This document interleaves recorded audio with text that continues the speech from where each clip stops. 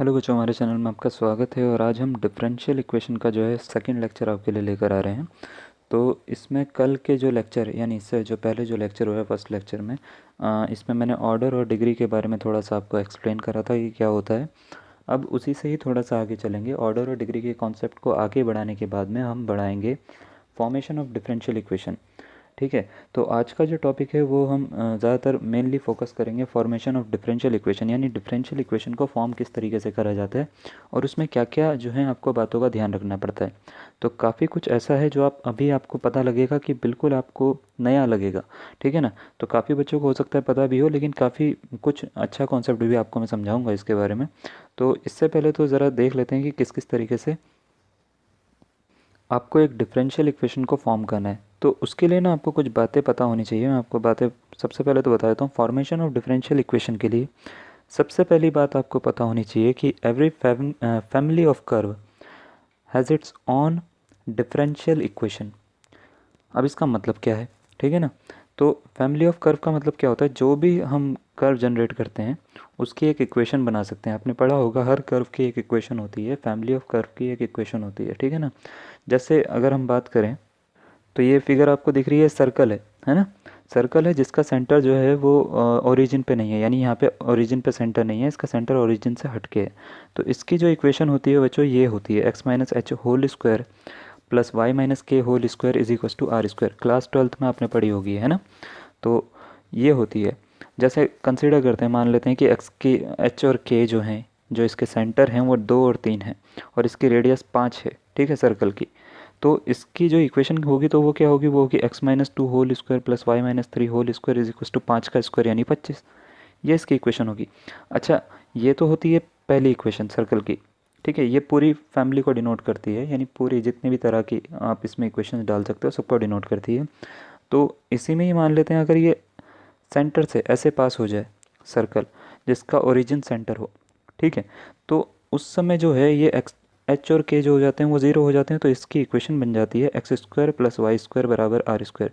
क्योंकि एच और K zero हो जाते हैं तो ये हो जाती है x square plus y square बराबर आर स्क्वायर। अब अगर आपको इसकी डिफरेंशियल इक्वेशन निकालनी है या ऊपर वाले की डिफरेंशियल इक्वेशन निकालनी है तो आपको करना क्या होता है कि इसका डिफरेंशिएशन करना होता है। ठीक है ना। ये होती है फैमिली ऑफ कर्व, जिसको हम कहते हैं हर कर्व की होती है। जैसे सर्कल की बात हो गई, सर्कल की होती है। यह स्टैंडर्ड फॉर्म पैराबोला की। आपको पता होगा कि क्वाड्रेटिक इक्वेशन जो होती है उसका जब भी आप ग्राफ बनाते हो वो पैराबोला बनता है। ठीक है।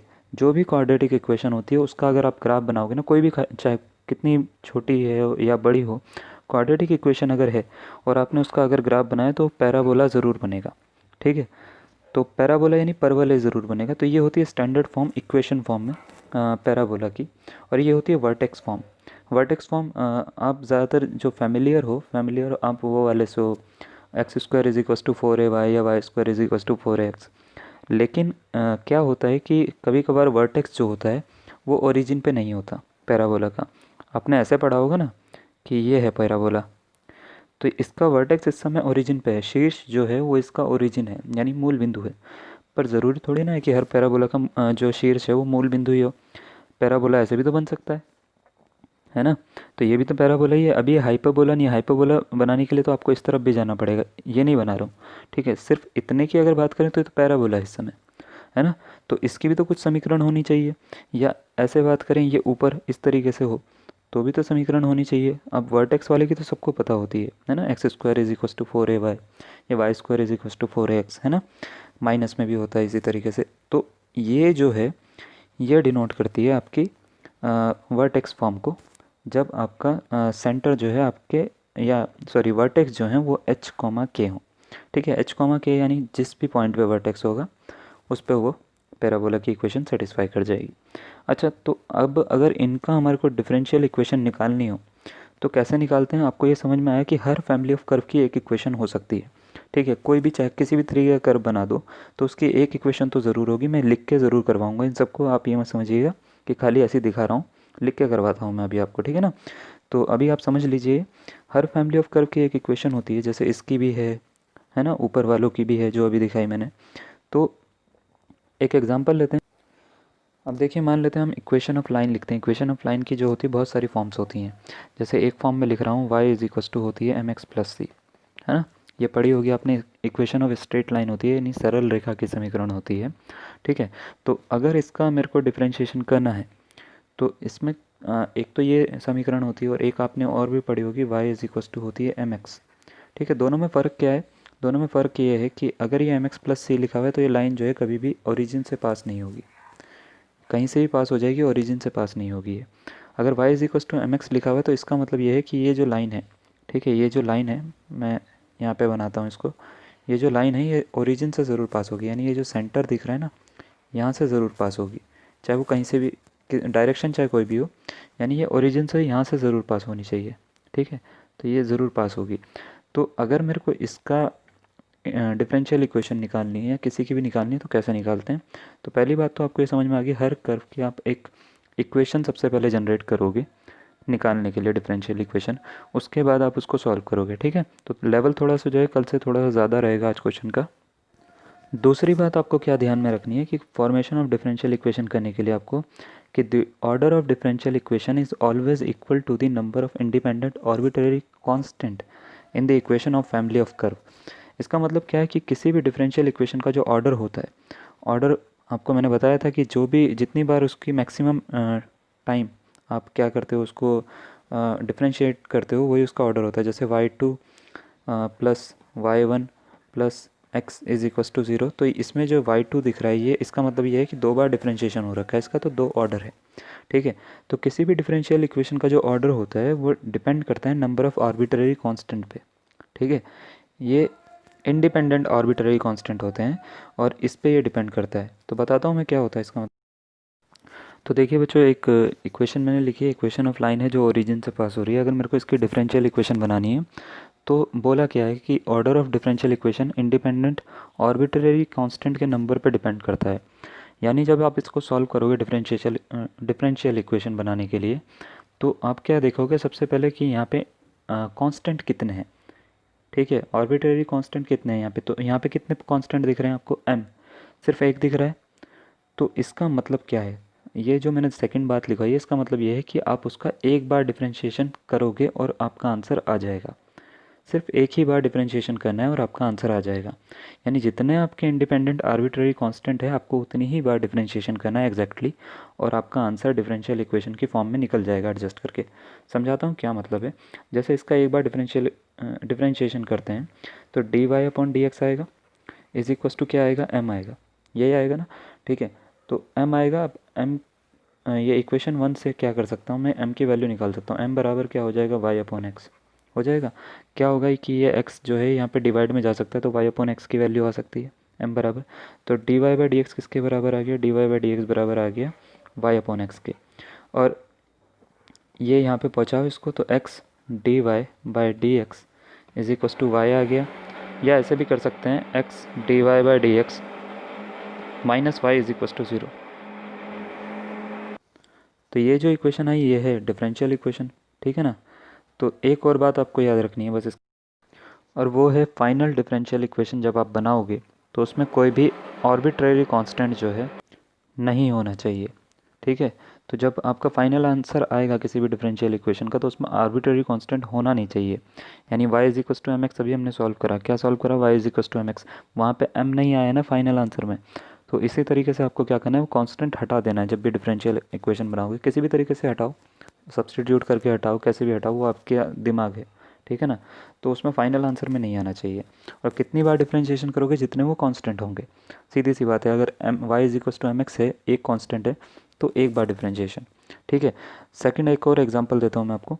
देखिए एक और एग्जांपल मैंने आपके सामने जो है ये दे दिया है, x अपॉन ए प्लस वाई अपॉन बी बराबर 1। अब मुझे ये बताइए इसमें कांस्टेंट कितने हैं इस समय? तो कांस्टेंट है 2, 1 2, ए और बी, ये आर्बिट्रेरी कांस्टेंट है।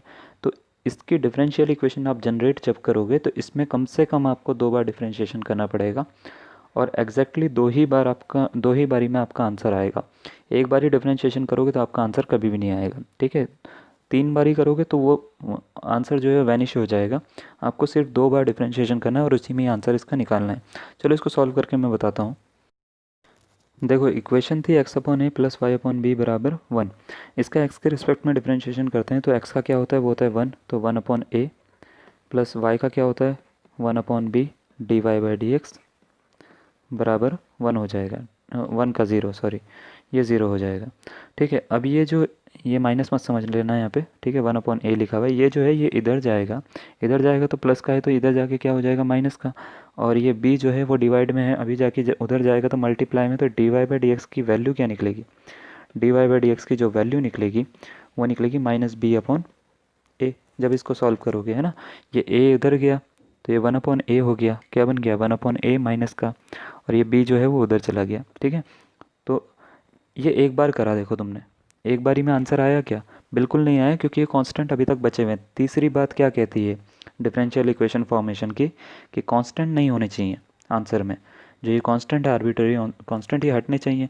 तो एक बार और डिफरेंशिएशन कर लो इसका, एक बार और करोगे d square y upon d x square, और माइनस बी अपॉन ए है तो आपको पता है कांस्टेंट का इंटीग्रेशन क्या होता है, डिफरेंशिएशन क्या होता है 0, तो ये इसका आंसर होगा, यानी d square y upon d x square is equal to 0 इसका आंसर होगा।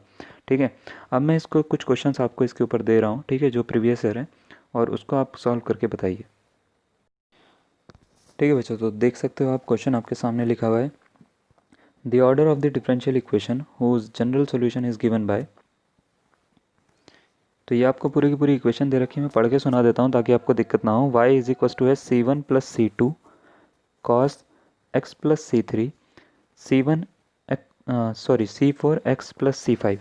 तो यहाँ पे 5 आपको दिख रहे हैं, C1 C2 C3 C4 C5, और आपसे ये बोला है कि इसका ऑर्डर क्या होगा। ऑर्डर का मतलब यह है कि इसको कितनी बार डिफरेंशिएशन करना पड़ेगा आपको। ठीक है, डिफरेंशियल इक्वेशन निकालने के लिए आपको इसको कितनी बार डिफरेंशिएशन करना पड़ेगा। तो बच्चों पूरा दिमाग लगाना, एग्ज़ाम का क्वेश्चन है, ऐसे नहीं कि आपने देखते ही इसका आंसर बता दिया। ठीक है, तो क्या होगा, 5 होगा, 4 होगा, 3 होगा या 2 होगा। ठीक है, तो C1 plus c two cos c x plus c three plus C1 minus C4 sorry x e की पावर एक्स प्लस C5, ये लिखा हुआ है। आप अपना दिमाग लगा सकते हो इसमें और आंसर सोच सकते हो इन चारों में से कौन सा आ रहा है। ठीक है, तो उसके बाद मैं अभी जो है इसका आंसर बता रहा हूँ, आप पॉज कर सकते हो अगर आपको ज़्यादा टाइम चाहिए तो। चलिए, तो आपने सोच लिया होगा, और मेरा दिमाग कह रहा है कि ज़्यादातर बच्चों ने ये बोला होगा इसका आंसर या तो 5 आएगा या तो 4 आएगा, है ना। तो 5 वाले अगर आप हो या 4 वाले अगर आप हो तो आप गलत हो। मैं समझाता हूँ आपको कि आपको जो क्वेश्चन दे रखा है आपने ये देख ही लिया 1 2 3 4 5, और आपने ये सोच लिया होगा कि इसका आंसर 5 आ सकता है। ज़रूरी नहीं है आपने सोचा हो, मैं ये कह रहा हूँ, ठीक है ना। तो इसका सबसे पहले तो हम समझते हैं, और इंडिपेंडेंट वर्ड यूज़ करा था मैंने आर्बिट्रेरी कांस्टेंट के साथ में, कितनी बार इसका डिफरेंशिएशन करना पड़ेगा बनाने के लिए, डिफरेंशियल इक्वेशन बनाने के लिए, वही उसका ऑर्डर होता है ना। तो क्या ध्यान से देखो, ये दोनों कांस्टेंट है C1 और C2 कांस्टेंट हैं, तो इसका मतलब ये है इस पूरे को मैं एक कांस्टेंट, अगर दो कांस्टेंट को मैं ऐड करता हूँ, जैसे 2 और 3 को ऐड कर रहा हूँ तो कितना आता है 5 आता है, बिल्कुल सही। तो 5 जो आता है वो भी तो एक कांस्टेंट ही होता है। तो अगर मैं इन दोनों कांस्टेंट को ऐड करता हूँ तो जो एक नया कांस्टेंट आएगा, कंसीडर करते हैं वो a आता है, तो वो भी तो एक कांस्टेंट होगा। तो ये तो सिंगल टर्म बन गई, डिग्री कम, इसका ऑर्डर अब एक कम हो गया देखा जाए तो। कॉस आया, कॉस के बाद में अगर हम बात करें, सॉरी थोड़ा सा रब करता हूँ मैं यहाँ से, तो कॉस के बाद अगर हम बात करें तो ये x प्लस सी थ्री लिखा हुआ है ना, माइनस C4 लिखा हुआ है, और e की पावर x लिखा हुआ है, और प्लस करके लिखा हुआ है। तो मैं इसको क्या ऐसे लिख सकता हूँ, e की पावर C5 मल्टीप्लाई में, क्योंकि आपको पता है मल्टीप्लाई में अगर लिखा जाता है तो ये पावर जो होती है मल्टीप्लाई होकर जुड़ जाती हैं, ये दोनों पावर। तो इसको ब्रेक भी इस तरीके से कर सकते हैं। अच्छा, ये कांस्टेंट है, ये भी कांस्टेंट है। कांस्टेंट और कांस्टेंट की मल्टीप्लाई क्या होती है, कांस्टेंट ही होती है। तो अगर मैं इसको चाहूँ तो a कॉस क्या लिख सकता हूँ, x plus c three minus इसको फिर के कोई एक कांस्टेंट लिख लेते हैं, मैं मान लेता हूँ k लिख रहा हूँ, a की पावर x। तो ध्यान से देखो इसमें क्या हुआ है, इसमें कांस्टेंट कितने बने हैं अब, 1 2 3, इसके बाद फर्दर इसको ये सॉल्व नहीं हो रहा है। तो ये 3 कांस्टेंट बने हैं, तो 3 इंडिपेंडेंट कांस्टेंट हैं इसके। और इसका मतलब इसका जब डिफरेंशियल इक्वेशन आप बनाओगे तो आपको 3 बार मल्टीप्लाई, 3 बार डिफरेंशिएशन करना पड़ेगा, सॉरी 3 बार अगर डिफरेंशिएशन करना पड़ेगा तो इसका ऑर्डर कितना होना चाहिए, ऑर्डर इसका 3 होना चाहिए। तो देख लो ऑप्शन नंबर सी जो है वो इसका सी जो है वो इसका करेक्ट आंसर होगा, है ना, यही होगा इसका करेक्ट आंसर। तो अगर आपने पहली बारी में ही सही निकाला तो बहुत अच्छी बात है, आपने बहुत अच्छे से सोचा है। ठीक है, नेक्स्ट क्वेश्चन पे आते हैं ज़रा। ठीक है, तो ये ओरल आप कर सकते हो, ओरली कर सकते हो इस क्वेश्चन को। आपको बोला गया कि number of arbitrary constant in the general solution of a differential equation of fourth order are. यानी अगर 4 ऑर्डर की डिफरेंशियल इक्वेशन है, यानी जिसका 4 बार डिफरेंशिएशन होता है, तो उसमें टोटल कितने आर्बिट्ररी कांस्टेंट रहे होंगे, है ना। तो आपको ऑप्शन दे रखा है 4 ऑर्डर की डिफरेंशियल इक्वेशन में टोटल कितने आर्बिट्ररी कांस्टेंट रहे होंगे, 0, 2, 3 या 4। ओके, मैंने आपको अभी बताया इंडिपेंडेंट आर्बिट्ररी कांस्टेंट जितने होते हैं उतना ही उसका डिफरेंशिएशन करके ऑर्डर निकलता है डिफरेंशियल इक्वेशन का। तो अगर ऑर्डर 4 दे रखा है तो आर्बिट्ररी कांस्टेंट भी कितना है, 4 ही होंगे ना। तो इसका ऑप्शन नंबर डी जो है वो इसका करेक्ट आंसर होगा। नेक्स्ट क्वेश्चन, चलिए 2004 का क्वेश्चन है ये। The differential equation for the family of circle x square plus y square minus 2ay is equal to 0 where a is an arbitrary constant is. 4 option आपको दे रखे हैं, थोड़ा सॉल्व करने में टाइम लगेगा। आपको ये बताना है डिफरेंशियल इक्वेशन कौन सी होगी इसमें से, ठीक है ना। तो डिफरेंशिएशन करके ही निकलेगा ये, ठीक है। तो आप सोच सकते हो, मैं इसको वीडियो को पॉज करिए, सोचिए, निकालिए आंसर, देखिए फिर आपका कौन सा आता है, मैं आपको सीधा आंसर बता। चलिए, तो समीकरण क्या दे रखी है हमारे को, जो सर्कल की इक्वेशन है, वृत्त की समीकरण आपको दे रखी है x square plus y square minus 2ay is equal to 0, है ना। इसका थोड़ा सा यूज़ करते हैं। हम क्या कर रहे हैं कि एक्स स्क्वायर को ऐसे लिख रहे हैं, प्लस वाई स्क्वायर को ऐसे लिख रहे हैं, 2ay को इधर पहुँचा दे रहे हैं, ठीक है। अब इसका डिफरेंशिएशन करते हैं तो क्या होगा, एक्स स्क्वायर का होता है 2x, वाई स्क्वायर का क्या होता है, ये होता है 2y, फिर y का भी होगा तो dy/dx यानी y डैश होता है ना। और 2ay तो 2a, और फिर y का क्या होगा तो dy/dx, यानी फिर इसको क्या लिख दिया, y डैश लिख दिया हमने। यानी इसका 2x हुआ, इसका 2y y डैश हुआ, इसका 2a y डैश हुआ। अब एक बात बताओ, कितनी बार डिफरेंशिएशन करना चाहिए मुझे, इसके आगे भी करना चाहिए, क्योंकि आंसर तो अभी तक आया नहीं, क्योंकि ये 2a तो अभी भी पढ़ा ही है इसके अंदर, है ना। आंसर तो तब आएगा जब ये 2a हट जाएगा। मैंने क्या बताया था तीसरी बात, कि ये वेरिएबल हटना चाहिए, है ना। तो अब क्या होगा, ये 2a को हटाना पड़ेगा आपको, और एक ही बार डिफरेंशिएशन कर सकते हो क्योंकि एक ही वेरिएबल है इंडिपेंडेंट, ए के अलावा नहीं है। तो इसी में इसका आंसर निकालना पड़ेगा आपको, है ना। इन दोनों में से 2 कॉमन निकाल लो।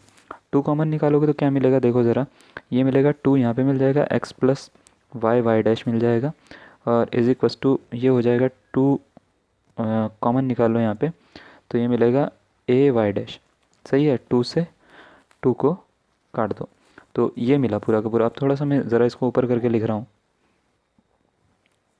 तो देखो ये आ गया x plus y dash is equal to a y dash, जब इसको काटा हमने। अब ज़रा हम क्या करते हैं, हमारे पास ए की वैल्यू है, क्या निकाल सकते हैं।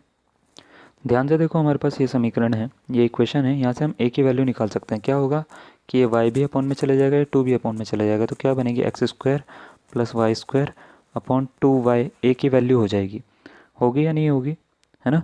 ये 2 जो है मल्टीप्लाई में, ये y जो है मल्टीप्लाई में, नीचे जाके डिवाइड में हो सकता है ना। तो ये वैल्यू वहाँ पे सब्सटीट्यूट कर देते हैं, क्या, x square plus y square upon 2y substitute करते हैं ज़रा। ठीक है, तो हमने सब्सटीट्यूट कर दिया। सब्सटीट्यूट करने के बाद में ये कुछ ऐसा बना, है ना, ये ऐसा बना। और इस 2y की मैं क्या कर सकता हूँ, इन दोनों से मल्टीप्लाई कर सकता हूँ, इधर और इधर, क्योंकि ये डिवाइड में तो इधर जाके मल्टीप्लाई में हो जाएगा, तो एक बार इससे होगी, एक बार इससे होगी। तो होगी तो क्या बनेगा, ये बनेगा आपका 2xy plus 2y into Y हो गया वाई स्क्वायर और वाई डैश बराबर। अब इस वाई डैश की इससे और इससे दोनों से मल्टीप्लाई कर दो, यानी एक्स स्क्वायर से और वाई से, ठीक है, वाई स्क्वायर से, ठीक है।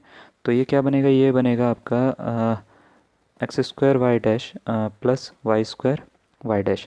अब हम क्या करते हैं, ये जो वाई डैश वाले हैं ये एक साइड में कर लेते हैं, है ना।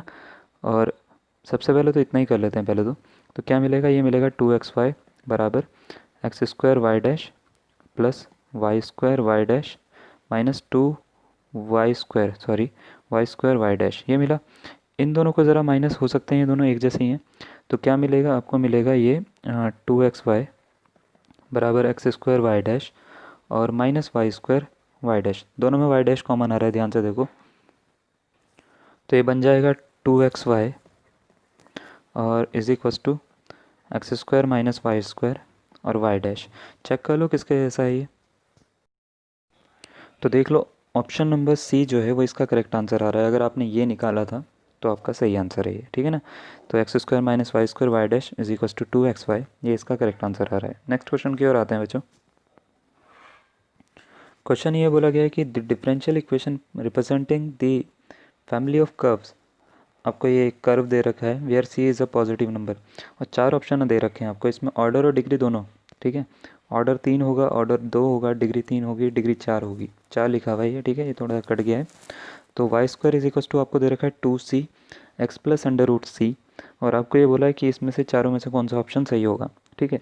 पहले तो आपको ये दिमाग लगाना चाहिए इसमें सबसे पहले कि ऑर्डर का तो हम देख कर ही बता सकते हैं कि इसमें कितने इंडिपेंडेंट वेरिएबल हैं, उतना ही उसका ऑर्डर होगा, यानी उतनी बार ही उसका डिफरेंशिएशन करना पड़ेगा इक्वेशन बनाने के लिए।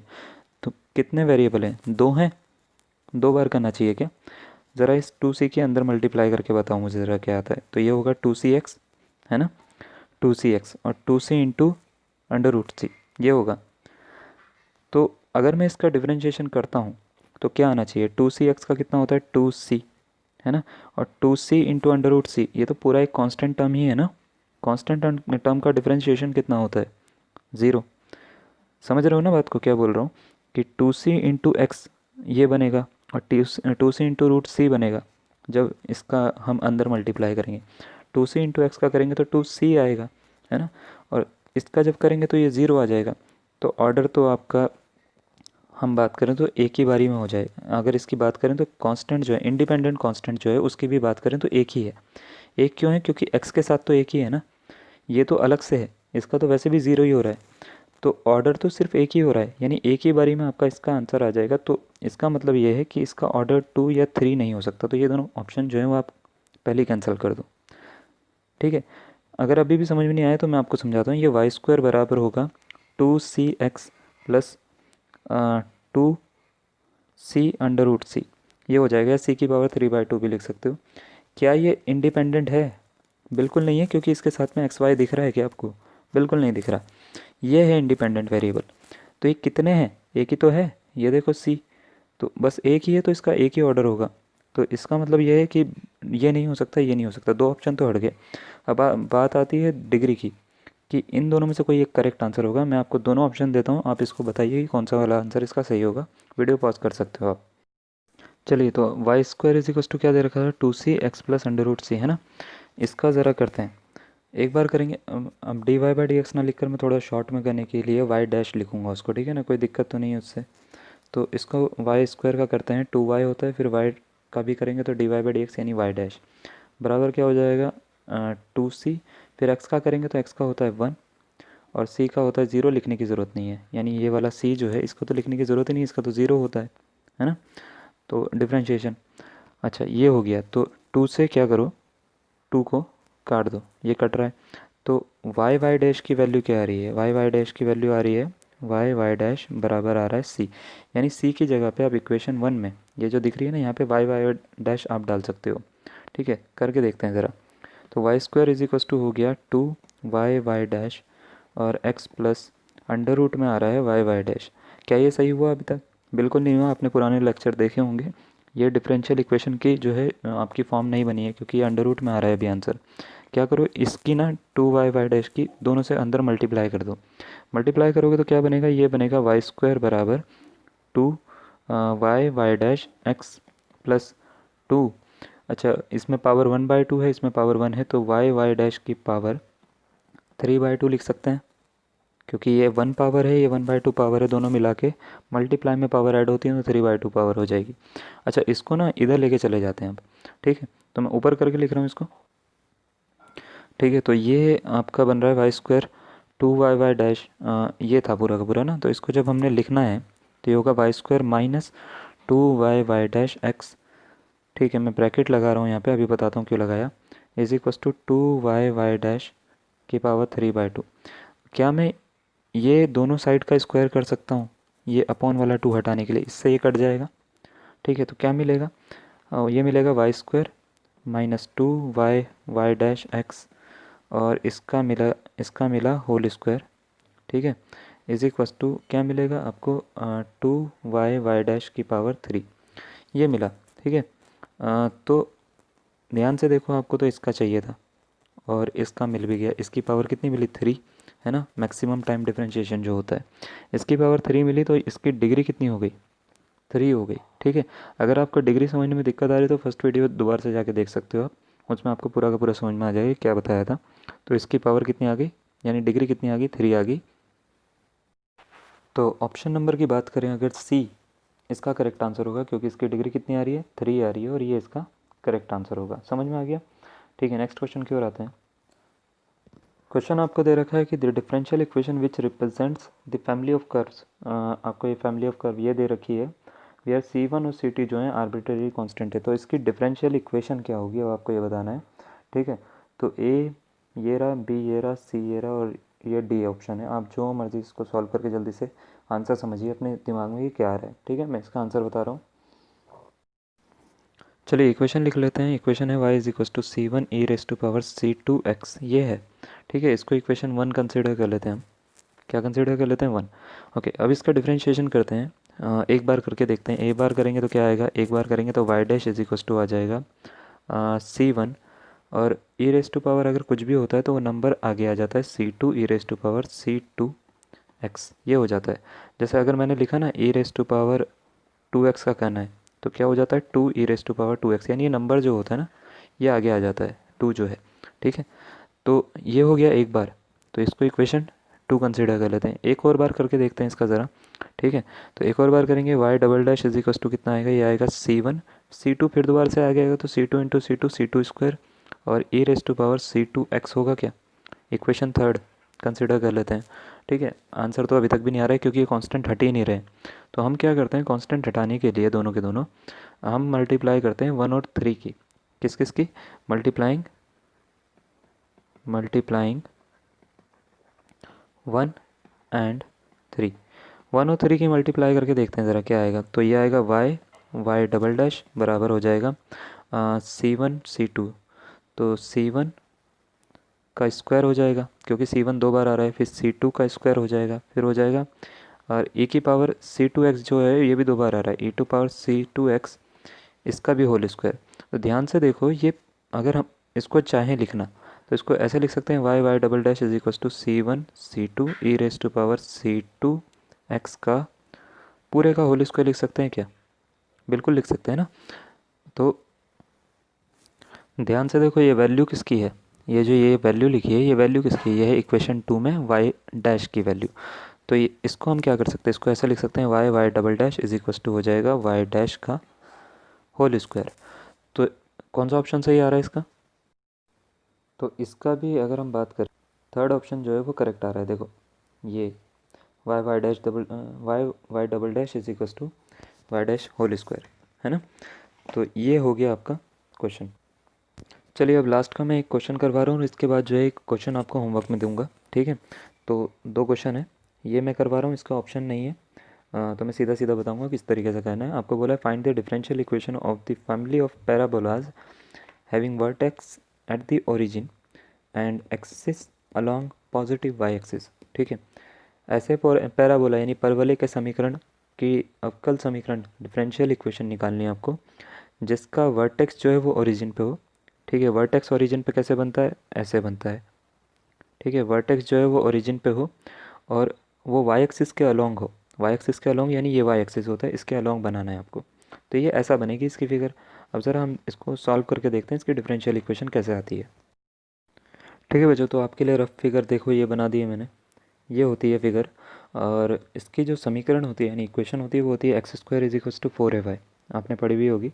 ठीक है, नहीं भी पढ़ी है तो मैं इसका पूरी की पूरी एक पूरा इसकी सीरीज़ करवाऊंगा, तो उसमें करवा दूंगा सारा का सारा कि इसकी क्या इक्वेशन होती है कॉनिक सेक्शन में। तो चलिए मैं ये मान के चलता हूँ कि आपका डिफरेंशिएशन काफ़ी अच्छे से ठीक ठाक आता है, मतलब तो एक्स स्क्वायर का डिफरेंशिएशन और 4ay का डिफरेंशिएशन मैं एक्स के रिस्पेक्ट में कर रहा हूँ, इसको इक्वेशन 1 कंसिडर कर लूँगा, कोई दिक्कत तो नहीं है यहाँ पे। तो एक्स स्क्वायर का क्या होता है, एक्स स्क्वायर का होता है 2x, और 4ay का 4a, और y का क्या हो जाता है y डैश यानी dy/dx, है ना। अभी क्या करना है कि ध्यान से देखो, इस 4a की वैल्यू हमारे पास में नहीं है, और एक ही बार डिफरेंशिएशन कर सकते हो। क्यों कर सकते हो एक ही बार डिफरेंशिएशन, क्योंकि इसमें पैरामीटर जो है वो कांस्टेंट जो है वो सिर्फ एक है। ठीक है ना, आर्बिट्रेरी कांस्टेंट सिर्फ एक है, पैरामेट्रिक फॉर्म है ये इस समय ना। तो आर्बिट्रेरी कांस्टेंट अगर एक है तो एक ही बार डिफरेंशिएशन करने पे आंसर आ जाना चाहिए। तो यहाँ से हम क्या करते हैं, 4a की वैल्यू निकाल लेते हैं। इस y को नीचे लेके जा सकते हैं क्या? क्या बनेगा, ये बनेगा X square upon Y is equals to 4a बनेगा, है ना। ये 4a की वैल्यू यहाँ पे पुट कर दो इस वाली इक्वेशन में। इस वाली में पुट करोगे तो क्या बनेगा, ये बनेगा 2x बराबर एक्स स्क्वायर अपॉन वाई, और ये y डैश है, ध्यान से समझना इसको, y डैश का मतलब dy बाई डी एक्स होता है, ये मल्टीप्लाई, ये कटेगा नहीं y से, ठीक है ना। अभी क्या करो, ये एक्स स्क्वायर की एक पावर इस पूरे x को काट सकती है ना। तो क्या मिलेगा, ये मिलेगा नीचे लिखता हूँ 2 is equals to X upon Y, और y डैश, इस y को कहाँ लेके चले जाओ, इधर मल्टीप्लाई में, तो ये क्या मिला 2y बराबर एक्स वाई डैश, या इसको ऐसे भी लिख सकते हैं x Y dash minus 2y बराबर 0। तो ये इसका आंसर है, ठीक है। तो ये इतना आसान होता है क्या ना, बस थोड़ा दिमाग लगाना होता है आपको और आपका आंसर आ जाता है। एक क्वेश्चन मैं दे रहा हूँ, उसकी इक्वेशन भी मैं आपको बना के दे रहा हूँ, ठीक है। तो उसको सॉल्व करके आप मेरे को आंसर कमेंट में ज़रूर शेयर करना, ठीक है बच्चों। तो नेक्स्ट क्वेश्चन आपको बोल रखा है द डिफरेंशियल इक्वेशन, और ये लास्ट क्वेश्चन है आज का, ठीक है। The differential equation of all circles passing through the origin and having their centres on the x axis is. चार ऑप्शन आपको दे रखे हैं, ठीक है। आपको इन चारों में से ही एक आंसर बताना है कि कौन सा वाला सही होगा, ठीक है। तो इसकी मैं आपको अगर चाहूँ तो मैं अभी इक्वेशन बना के देता हूँ आपको कि क्या क्या होती है। जो भी सर्कल ओरिजिन से पास होता है ना, और सेंटर जो है एक्स एक्सिस पे होता है, तो उसकी फिगर भी बताता हूँ मैं तुम्हारे को, और उसकी इक्वेशन भी बताता हूँ कि किस तरीके से होता है। उसके बाद आप उसकी डिफरेंशियल इक्वेशन निकाल के ये बताइएगा कि कौन सा वाला आंसर इसमें से करेक्ट होगा। इक्वेशन बस इसलिए बता रहा हूँ क्योंकि अभी मैंने आपको कॉनिक सेक्शन पढ़ाया नहीं है, ठीक है ना। ठीक है, तो इसकी फिगर जो बनेगी वो कुछ इस तरीके से बनेगी, क्योंकि ये एक्स एक्सिस से पास होकर जा रहा है, ओरिजिन पे जो है ये टच कर रहा है, ठीक है ना। ये ओरिजिन है, इस पे टच कर रहा है, तो ये इसका सेंटर होगा, कंसिडर करते हैं सेंटर होगा। तो सेंटर के कोऑर्डिनेट क्या होंगे, मान लेते हैं यहाँ से यहाँ तक जो है वो डिस्टेंस जो है वो ए है, क्या है ए। तो इसके कोऑर्डिनेट क्या हो जाएंगे, वो हो जाएंगे ए कॉमा ज़ीरो, है ना। ए कॉमा ज़ीरो हो जाएंगे, और रेडियस रेडियस जो होगी वो भी ए ही होगी। तो इसकी जो डिफरेंशियल इक्वेशन बनेगी वो मैं बताता हूँ, वो बनेगी x minus a whole square plus y square बराबर ए स्क्वायर।